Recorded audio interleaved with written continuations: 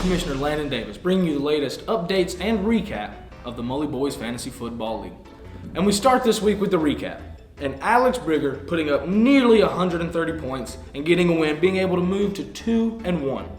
Pretty good week for Alex. And then we move to the matchup between Drayden Ray and Jacob Clapp. And Drayden finally showed up this week. He scored 148.6 points. Probably detrimental to Clapp because Clapp probably expected him to score about 80. But he beat Clapp 148.6 to 121.4. So Jacob Clapp is now 3-0. Or 0-3, sorry, not 3-0. And then you have the matchup between Ben Watts and myself, the commissioner, Landon Davis. And this wasn't quite a pillow fight.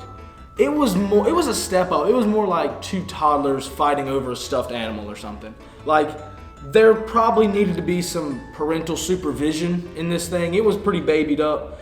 But I was able to pull out a win somehow. Didn't deserve it, but I was able to. 109 to 106, bringing myself to 3-0, the undefeated season. And then we have the last matchup of the week between Vinny Adams and Thomas Nielsen. And this is the point in the video where normally I would start reading out one of these guys' benches, slap a little bench on the table and say, this bench crazy.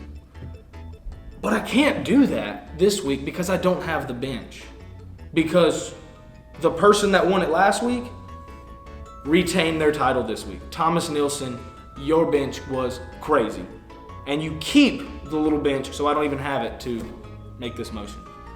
But on the other side of that, Vinny Adams scoring 153 points, again, back-to-back weeks, the most dominant force of the week, moving to 3-0.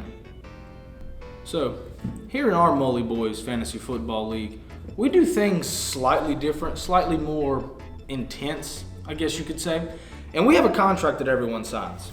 Here's everyone's signature on said document. And in this contract, it states things you'll have to do if you win and things you'll have to do if you lose. And I'm gonna read from Article 3, Section 2 of our contract about the loser's punishment. Now, leading up to this, the loser already has a fantasy football shirt that they'll be getting telling everyone that they lost and came in last. And this is what they have to do. The loser of the league will be responsible to take one Saturday, either next semester or whenever possible, and retake the college entrance exam, the SAT. The only other obligation that goes along with this is you have to wear the loser's shirt of the league to the exam on that day.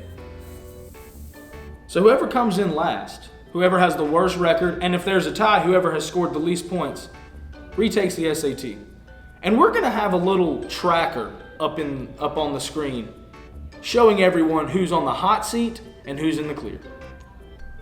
And since we've introduced our punishment for the week, I feel like all of my commissioner's questions should be SAT related. So let's get to it. Is the lighting good? Nope. So I'm here with commissioner's questions with Jacob Clapp. And Jacob, we introduced the punishment this week. We told everybody about the SAT. So with that, I want to know, if everyone in our league was to retake the SAT, who would get the highest grade? Oh, myself, no doubt. Okay. And who would get the lowest? Denmark, no doubt. Why would Denmark get the lowest? He's a golfer. I mean, what else do I have to say? I'll give it to you. Golfers can be done. And I want to know, Drayden, if everyone was to retake the SAT in our league, who would get the highest grade? Definitely Vinny. He's one of those sneaky smart kids where, I don't know if you've seen Gravity Falls, but there's this old hillbilly guy who's really dumb, but then he can build these crazy contraptions. Vinny. That's shocking to me that someone would say Vinny. And who would get the lowest? Jacob Clapp. Why Jacob? Because he's the league idiot. League idiot Clapp. Get a sponsorship going. Get a sponsorship. We don't have that. Bubbly, sponsor Briggs. Ooh, highest. You know, I'm really banking on 4.0 Ben here, so I think Ben. Freshman year Ben, to be more specific. Freshman year, Ben. That was closer to when he took the SAT, so that makes sense. Yeah. We're getting some variety in this segment. And who would get the lowest? Oh, that's got to be Vinny. Vinny will get the lowest. Why? He's a good pitcher. I don't know how he performs in the classroom though. Vinny, man, I don't know who would get the lowest. I'm here with the man right now. Back-to-back most dominant force of the league, Vinny Adams. Vinny, how are you doing this? I mean, all right, first off, I want to introduce my secret weapon over here. I'm here.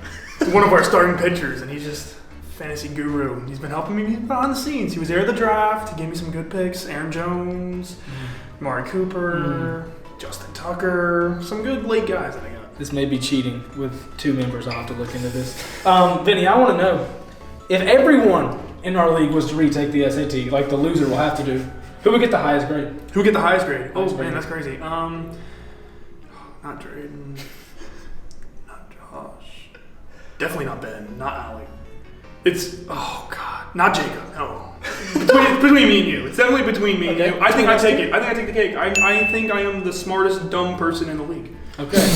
Okay, who would get the lowest? Who would get the low? Oh, Jacob. Why? I don't really know him that well, but he just doesn't seem like he's all there all the time. Like, I don't know. I mean, what do you think? What do you think? I support Vinny. Yeah, same. That's fine. Jacob Clapp, probably getting like a 500. Who would get the highest score? Well, Commissioner, that's a great question. I'm going to go for... Who even is in our league? Oh, gosh. I'm going to go for Jacob Clapp on that one. Clapp, that's exactly what I would say. And who would get the lowest? He may be an idiot, but he'll get the highest score. Who would get the lowest score? Definitely me. Why? Because I probably already had the lowest score. I would agree with that.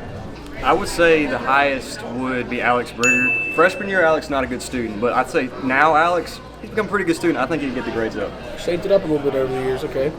And the more important part, who would get the lowest? The lowest would definitely be Denmark, because I think mostly because of the language barrier. He's not a native speaker, so I think he would be confused on a lot of the questions. English as a second language would be third language? Would be tough. Maybe, yeah. Okay, yeah, there we go. For me, if I had to pick somebody who would get the highest score on the SAT, I'm gonna shock the world here, but I gotta go Jacob Clapp. I was in high school with Jacob, and he applies himself. I feel like he would study up and he'd get the job done, surprisingly. And for lowest, I hate to do this, but I think I gotta go Josh Johnson. Because Josh, he'd probably do on the English, but I was here freshman year. I remember the math and how he did not do so great in those classrooms. So I'm gonna have to go. He'd get a good score on the English and get no right questions on the math. We good?